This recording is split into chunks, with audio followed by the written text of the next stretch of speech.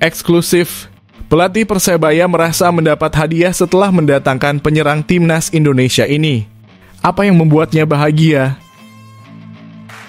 Di luar dugaan, klub Erick Thohir akan rekrut striker Irak yang pernah gemparkan timnas Indonesia. Misteri terungkap, Pratama Arhan bongkar sisi gelap persaingan sengit di bek kiri timnas Indonesia. Apa yang sebenarnya terjadi di balik layar? Bombastis, PSSI bersiap luncurkan kejutan besar untuk round 3 kualifikasi Piala Dunia 2026. Siapakah pemain keturunan baru yang bakal gabung? Ini dia, George Louis Hermsen, penyerang misterius yang dapat menggemparkan lini depan timnas Indonesia. Apa keistimewaannya? Skandal terbaru di timnas U16, Nova Arianto bongkar fakta mengejutkan di timnas U16. Ada pemain titipan tersembunyi. Nah ini mantap, harga tiket terjangkau nonton timnas Indonesia di Piala AFF U16 2024 di Manahan Solo. Cocok untuk semua kalangan. Terobosan menakjubkan, timnas Indonesia melonjak di ranking FIFA usai Kepulauan Solomon terpuruk. Apa strategi rahasia mereka? Bikin heboh, media Vietnam bergejolak karena Tijani Reijnders. Soroti keputusannya gabung timnas Belanda, bukan Indonesia. Sudah tepat?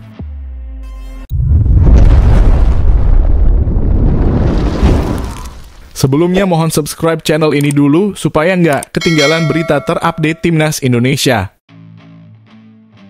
Eksklusif, pelatih Persebaya merasa mendapat hadiah setelah mendatangkan penyerang timnas Indonesia ini. Apa yang membuatnya bahagia? Pelatih Persebaya Surabaya, Paul Munster berbicara mengenai Malik Rizaldi. Penampilan Malik di Liga 1 musim lalu cukup impresif dan mendapatkan banyak perhatian.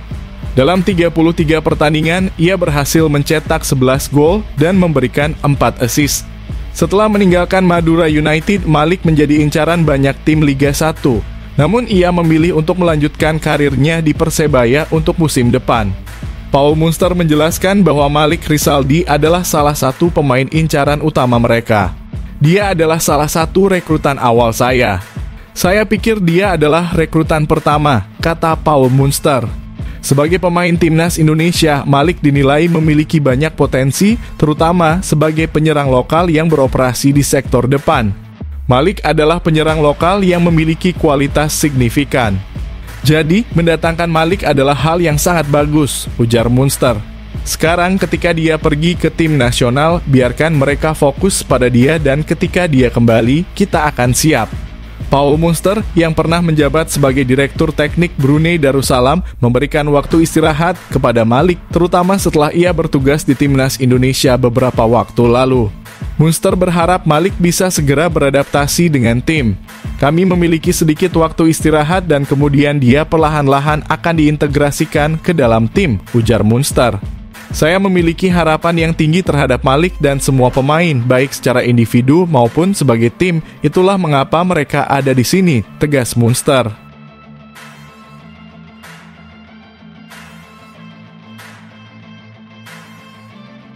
Di luar dugaan, klub Erick Thohir akan rekrut striker Irak yang pernah gemparkan timnas Indonesia. Mengapa pilihan ini sangat kontroversial? Klub sepak bola Inggris Oxford United yang dimiliki oleh Erick Thohir dikabarkan tertarik merekrut striker timnas Irak Ali Al-Hamadi. Ali Al-Hamadi telah tampil dalam 12 pertandingan bersama timnas Irak dan mencetak 3 gol. Salah satu golnya dicetak ke gawang timnas Indonesia pada bulan November tahun lalu dalam pertandingan kualifikasi Piala Dunia 2026 zona Asia. Saat ini Ali Al-Hamadi bermain untuk Ipswich Town. Namun kabar terbaru menyebutkan bahwa pelatih Ipswich Town MC Kena tidak memasukkan Ali Al-Hamadi dalam rencananya untuk Liga Premier Inggris musim depan. Menurut laporan dari Win-Win, ada kemungkinan Ali Al-Hamadi akan dipinjamkan ke klub lain. Ia berada di persimpangan jalan dengan timnya, kata sumber tersebut. Diharapkan ia akan segera bertemu dengan manajemen klub dan staf kepelatihan untuk membahas masa depannya, apakah ia akan dipinjamkan atau tetap bersama tim. Sumber tersebut juga menyebut bahwa Oxford United tertarik merekrut Ali Al-Hamadi dengan status pinjaman. Meskipun begitu, Ali Al-Hamadi masih berjuang untuk mendapatkan tempat di skuad utama Ipswich Town. Ali Al-Hamadi sebenarnya mendapat tawaran dari Oxford United yang bermain di divisi pertama Inggris. Mereka ingin meminjamnya terutama setelah penampilannya yang impresif bersama Ipswich Town musim lalu, kata sumber Win-Win. Namun keinginan Ali Al-Hamadi adalah tetap bersama Ipswich Town, terutama setelah berhasil lolos ke Liga Premier dan beradaptasi dengan baik.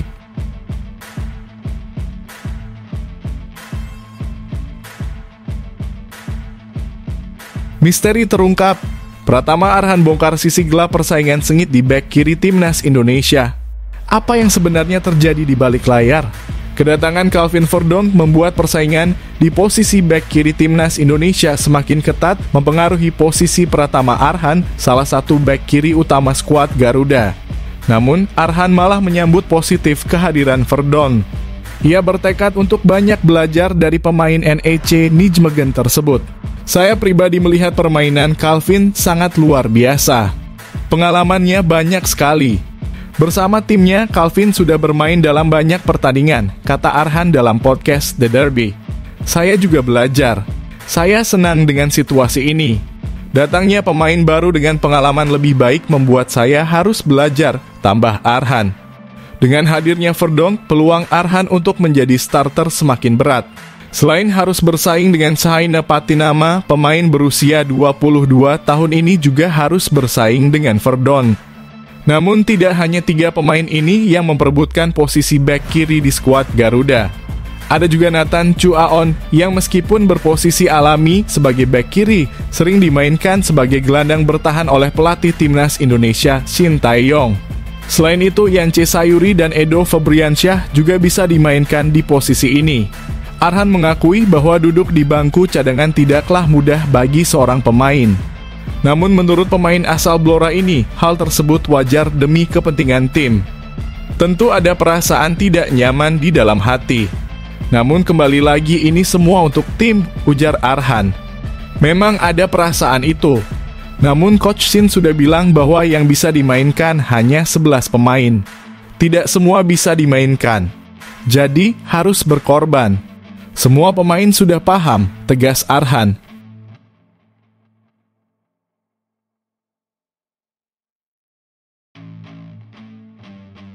Bombastis.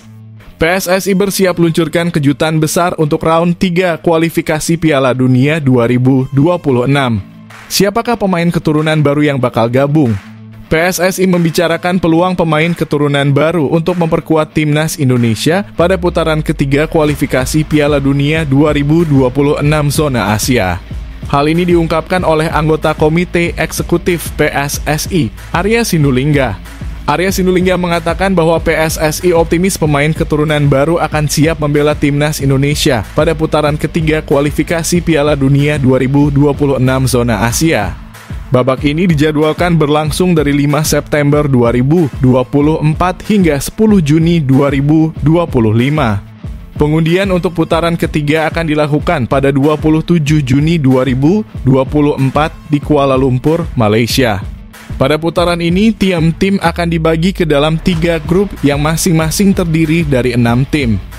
Masih ada kemungkinan karena masih ada 3 bulan lagi, ujar Arya Sinulinga Rabu kemarin. Mudah-mudahan bisa mendapatkan pemain-pemain yang dibutuhkan, jelas Arya. Arya menjelaskan bahwa proses naturalisasi pemain keturunan baru masih dalam tahap pendekatan.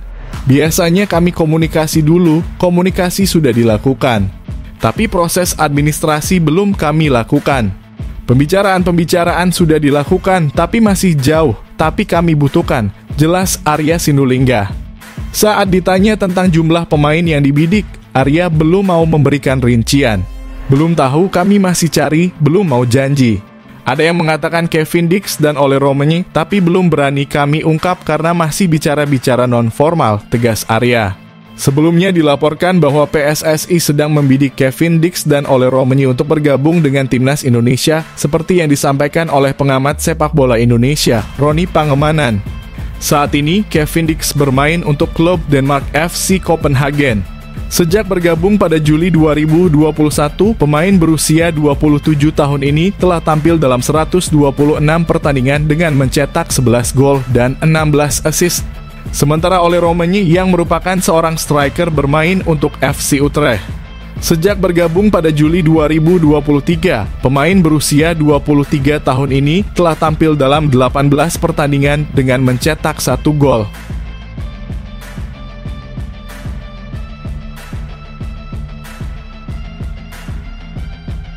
Ini dia, George Louis Hermsen, penyerang misterius yang dapat menggemparkan lini depan Timnas Indonesia. Apa keistimewaannya? Timnas Indonesia memiliki calon pemain depan yang potensial untuk masa depan, yakni George Louis Hermsen yang saat ini bermain untuk Fortuna Sittard U21. George Louis dapat menjadi solusi untuk kekurangan lini serang skuad Garuda. Musim lalu dalam 32 penampilannya, pemain keturunan Indonesia ini mencetak 12 gol dan memberikan 15 assist. Bakat George Louis yang memiliki darah Indonesia dari sang ayah sangat menonjol. Meski belum genap 17 tahun, ia sudah bermain secara reguler dengan tim U21. Bahkan karena kemampuannya yang luar biasa, George Louis sudah menjalani debut bersama tim senior. Meskipun hanya bermain selama 2 menit, ia merasa itu adalah momen terindah dalam kariernya. Aku berlatih 4 kali dan sudah 2 kali bermain bersama tim senior, kata George Louis dalam YouTube Yusa Nugraha. Aku diberi kesempatan bermain 2 menit terakhir bersama mereka. Sangat luar biasa. George Louis memiliki banyak hal yang bisa ditawarkan kepada timnya, termasuk Timnas Indonesia jika ia memilih untuk bergabung. Ia mulai belajar sepak bola sejak usia 3 tahun dan dapat bermain di berbagai posisi di lini depan. Menurutnya, ia bisa berperan sebagai sayap kanan atau penyerang dan juga bisa dimainkan di sayap kiri atau posisi nomor 10.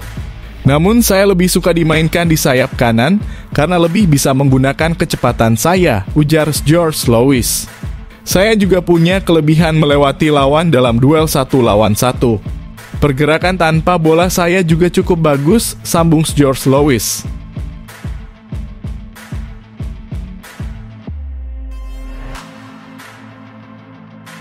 Skandal terbaru di Timnas U16, Nova Arianto bongkar fakta mengejutkan di Timnas U16. Ada pemain titipan tersembunyi. Nova Arianto menanggapi isu adanya pemain titipan di tim yang ia latih, Timnas Indonesia U16, dengan tegas membantah kabar tersebut. Itu tidak benar, semua pemain kami pilih berdasarkan potensinya, tegas Coach Nova. Sebelumnya beredar rumor bahwa ada pemain titipan di tim Indonesia U16 yang konon merupakan keluarga dari salah seorang petinggi PSSI. Isu tersebut mengarah kepada Fardan Ari Setiawan, putra anggota komite eksekutif PSSI Eko Setiawan. Fardan bergabung dengan Farmel Eastfield Football Academy dan lahir di Jakarta pada 9 Februari 2009. Sebagai penyerang, Fardan memiliki catatan yang impresif. Sering menjadi pencetak gol terbanyak dalam berbagai ajang seperti Liga Top Skor, Tangerang Junior League, Top Skor Championship National U14, dan Singa Cup U14. Ia juga membantu timnya meraih beberapa gelar juara. Nova menegaskan bahwa dalam memilih pemain, ia sangat selektif dan hanya mempertimbangkan potensi serta kualitas pemain. Tidak ada alasan lain, semua pemain kami lihat potensinya, kata Nova. Saat memilih pemain, saya tidak mempertimbangkan latar belakang orang tuanya, klub mereka, diaspora atau bukan, agama, dan suku. Jadi, hanya pemain terbaik yang masuk, tegas Coach Nova.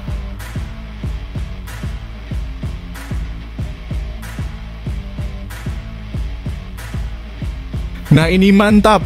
Harga tiket terjangkau nonton Timnas Indonesia di Piala AFF U16 2024 di Manahan Solo. Cocok untuk semua kalangan. PSSI telah mengumumkan harga tiket pertandingan Timnas Indonesia U16 di Piala AFF U16 2024 dengan harga yang cukup terjangkau. Piala AFF U16 2024 akan diadakan di Indonesia, tepatnya di kota Solo, dari 21 Juni hingga 4 Juli mendatang. PSSI menyiapkan 2 stadion untuk turnamen ini, yaitu Stadion Manahan dan Stadion Sriwedari. Timnas Indonesia U16 berada di grup A bersama Laos, Filipina, dan Singapura. Meski ini adalah turnamen kelompok umur, pertandingan ini tetap menarik untuk disaksikan oleh para pecinta sepak bola di tanah air. Harga tiketnya cukup terjangkau, mulai dari 50.000 penonton sudah bisa menyaksikan langsung aksi tim Garuda Asia yang dilatih oleh Nova Arianto. PSSI menjual tiket dalam 4 kategori: Indosat Garuda North, Astra Garuda South, Indomilk Garuda West, dan Sinarmas Garuda East. Tiket untuk kategori Astra Garuda South dan Indosat Garuda North dijual seharga 50.000, sedangkan 2 kategori lainnya seharga 100.000. Tiket dapat dibeli secara online melalui kitagaruda.id.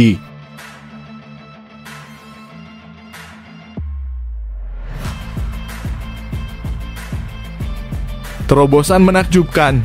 Timnas Indonesia melonjak di ranking FIFA usai Kepulauan Solomon terpuruk. Apa strategi rahasia mereka? Timnas Indonesia kembali naik peringkat di ranking FIFA setelah Timnas Kepulauan Solomon mendapatkan hasil negatif di ajang OFC Nations Cup 2024. Kepulauan Solomon mengalami kekalahan berturut-turut dalam 2 pertandingan di grup A bersama Selandia Baru dan Vanuatu. Mereka secara mengejutkan kalah dari Vanuatu dan kemudian dihajar Selandia Baru. Akibat dari kekalahan tersebut, peringkat FIFA Kepulauan Solomon turun 6 posisi dari peringkat 132 ke 138 dunia. Penurunan peringkat Kepulauan Solomon ini membantu Timnas Indonesia naik peringkat. Menurut Football Ranking, Timnas Indonesia yang dilatih oleh Shin Tae-yong akan naik 1 posisi dari peringkat 134 ke 133 dunia dalam rilis resmi ranking FIFA. Sebelumnya ada pertanyaan mengapa Timnas Indonesia tidak naik 3 posisi dari peringkat 136 ke 133 dunia setelah menang tas Filipina. Sebelum FIFA Matchday Juni 2024 dimulai, Timnas Indonesia berada di peringkat 134 dunia. Namun kekalahan dari Irak pada Matchday kelima grup F membuat mereka turun 2 posisi dari peringkat 134 ke 136 dunia. Kemenangan atas Filipina pada Matchday ke-6 membuat Timnas Indonesia naik 3 posisi dari peringkat 136 ke 133 dunia. Namun, mereka kembali turun ke posisi 134 dunia setelah Nicaragua naik 5 posisi dari peringkat 135 ke 130 dunia. Berkat hasil positif di 2 laga kualifikasi Piala Dunia 2026 zona CONCACAF. Kesimpulannya, Timnas Indonesia diprediksi akan naik 1 posisi di ranking FIFA Juni 2024 dari peringkat 134 ke 133 dunia setelah hasil buruk yang dialami oleh Kepulauan Solomon.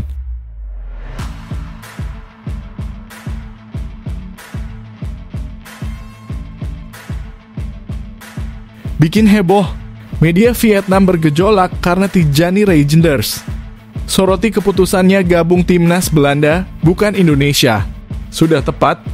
Media Vietnam dan TriVN merasa senang bahwa pemain keturunan Indonesia, Tijani Reijnders, pernah menolak ajakan PSSI untuk dinaturalisasi pada tahun 2022. Menurut mereka, jika Reijnders menerima tawaran tersebut, dia mungkin hanya akan bermain melawan Vietnam, bukan tampil di Euro 2024 bersama Belanda seperti yang terjadi sekarang.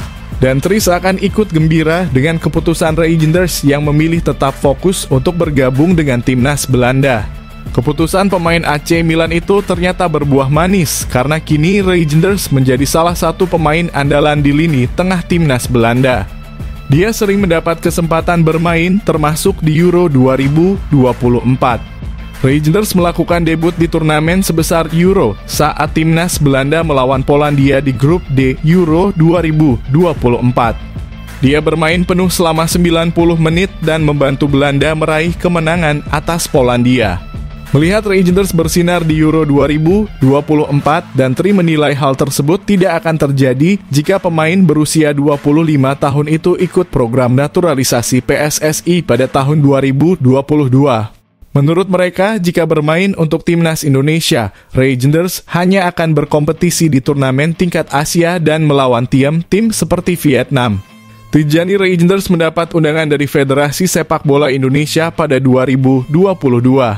2 tahun kemudian, ia menjadi bintang cemerlang di Euro 2024, tulis dan Tri dalam artikel mereka.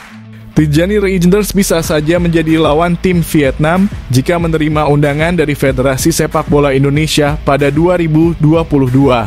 Namun gelandang kelahiran 1998 itu menolak timnas Indonesia karena mengincar target yang lebih tinggi, yakni timnas Belanda, lanjut media tersebut.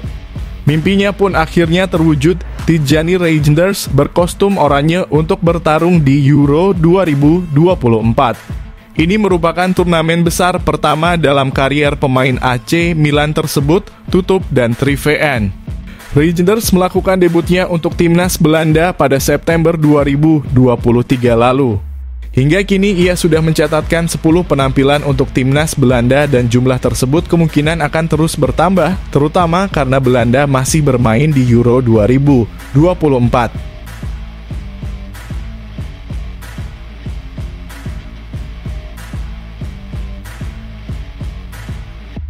Bikin gempar, peneliti Inggris bongkar fakta mengejutkan. Mengapa Vietnam sulit meniru sukses naturalisasi timnas Indonesia? Pakar sepak bola asal Inggris Steve Darby mengungkapkan bahwa Vietnam menghadapi kesulitan dalam mencari pemain keturunan di luar negeri.